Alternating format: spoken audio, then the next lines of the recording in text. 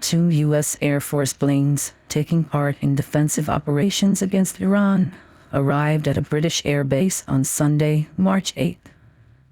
The United States Air Force, USAF, Boeing C-17A Globemaster, and USAF Lockheed C-5 Galaxy arrived at RAF Fairford in Britain on the same day British Prime Minister Keir Starmer spoke with U.S. President Donald Trump. The talks happened less than a day after Trump mounted his latest criticism of the British leader over a perceived lack of support for the U.S. campaign against Iran. Britain's Ministry of Defense said on Saturday, March 7th, the U.S. has started using British bases for specific defensive operations against Iran.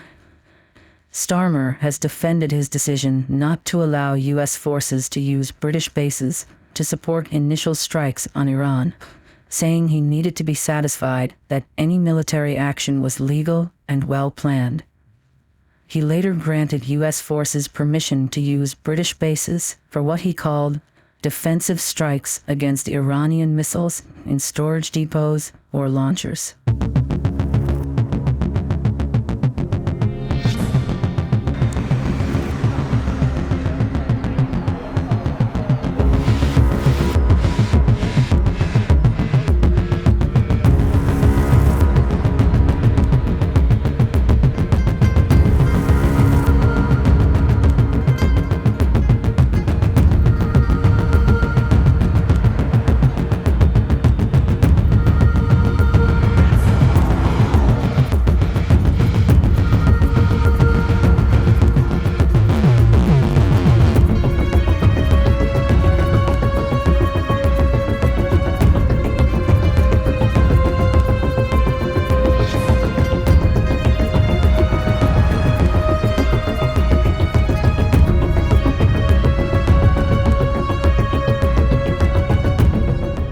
We have learned that oftentimes an ally, when you need them, maybe may not be there for you.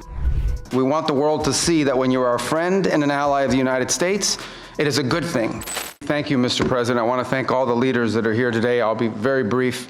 First of all, Mr. President, thank you for making this region a priority. We've had successive American presidents say that the Western Hemisphere is going to be a priority, and they never do it. And the president has made it a personal priority. He's also a president of action. It's why I believe he will go down as the most historic figure, one of the most historic figures in American history, and certainly of the last 100 years, because of what he has been able to do and is doing right now with the Western Hemisphere. Thank you for your bold leadership. It's an honor to be able to serve in your administration. And Mr. President, 2 points I want to make. The first is, we have a lot of allies around the world.